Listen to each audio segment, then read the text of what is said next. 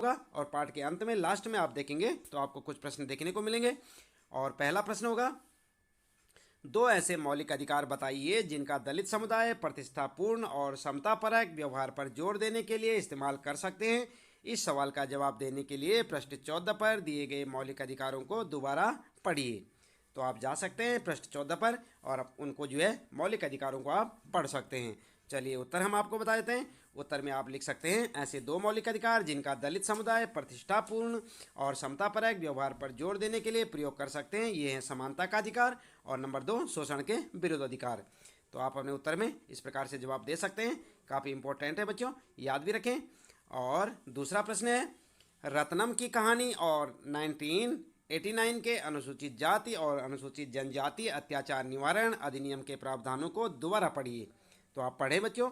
अब एक कारण बताइए कि रत्नम ने इसी कानून के तहत शिकायत दर्ज क्यों कराई। उत्तर में लिखेंगे आप, हेडिंग डालेंगे अनुसूचित जाति एवं अनुसूचित जनजाति अधिनियम 1989 और हेडिंग डाल दे बच्चों। नंबर 1 लिखें आप, रत्नम को पुजारियों के पैरों के धोवन के पानी से नहाने के लिए मजबूर किया जा रहा था। नंबर 2 लिखें, इस अधिनियम के अनुसार अनुसूचित जाति एवं अनुसूचित जनजाति के किसी भी व्यक्ति को कोई ऐसा कृत्य या कार्य करने के लिए मजबूर करना जो मानवीय प्रतिष्ठा के अनुरूप नहीं है, अपराध माना जाता है। ठीक है। और नंबर 3 लिखेंगे, रत्नम ने इसीलिए इस अधिनियम के अंतर्गत शिकायत दर्ज कराई।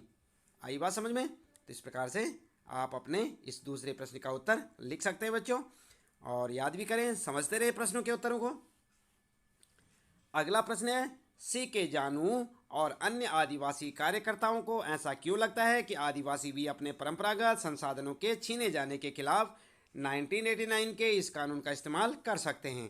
इस कानून के प्रावधानों में ऐसा क्या खास है जो उनकी मान्यता को पुष्ट करता है। उत्तर में लिख सकते हैं, इस प्रकार से लिखें, हेडिंग डालेंगे बच्चों, सी के जानू और अन्य आदिवासी कार्यकर्ताओं की सोच का कारण, और हेडिंग डाल के नंबर 1, 1989 के कानून का एक प्रावधान यह भी है कि अनुसूचित जाति और अनुसूचित जनजाति के किसी भी व्यक्ति के नाम पर आवंटित की गई या उसके स्वामित्व वाली जमीन पर कोई व्यक्ति कब्जा करता है या खेती करता है तो उसे अपने नाम पर स्थानांतरित करवा लेता है तो उसे सजा दी जाएगी। ठीक है, आप पहले भी पढ़ चुके हैं। उसके बाद दूसरा लिखेंगे, इसी कारण सी के जानू और अन्य आदिवासी कार्यकर्ताओं को लगा कि वे अपने परंपरागत संसाधनों के छीने जाने के खिलाफ 1989 के अधिनियम का प्रयोग कर सकते हैं। आई बात समझ में? तो ठीक इसी प्रकार से आप अपना उत्तर लिखें। ये आपका तीसरा प्रश्न है बच्चों, एक बार फिर से देखें और उत्तर आप यहाँ से लिखें, इसे याद ही करें और समझें, अपनी परीक्षा की अच्छी तैयारियाँ करें। चौथा प्रश्न है, इस इकाई में दी गई कविताएं और गीत इस बात का उदाहरण है कि विभिन्न व्यक्ति और समुदाय अपनी सोच, अपने गुस्से, अपने दुखों को किस तरह से अभिव्यक्त करते हैं।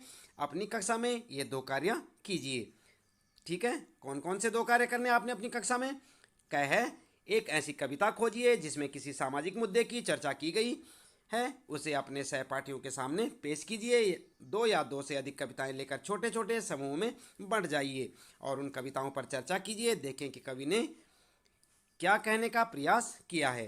तो ये बच्चों, ये प्रश्न जो है आपके लिए, आप इसे स्वयं कर सकते हैं, अपने हिसाब से करें।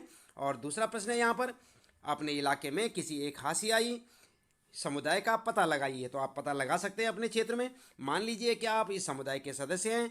अब इस समुदाय के सदस्य की हैसियत से अपनी भावनाओं को व्यक्त करने के लिए कोई कविता या गीत लिखिए या पोस्टर आदि बनाइए। तो आप एक स्वयं से पोस्टर बनाएंगे और स्वयं से गीत भी लिखेंगे।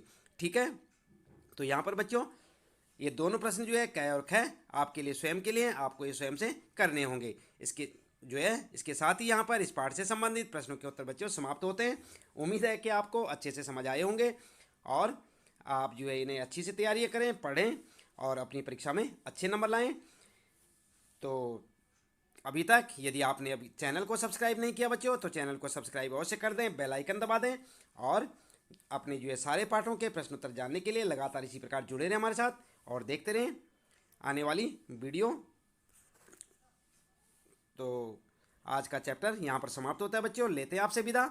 उम्मीद है कि आप जो है लगातार हमारे साथ इसी प्रकार जुड़े रहेंगे और जानते रहेंगे अपने सारे प्रश्नों के उत्तर।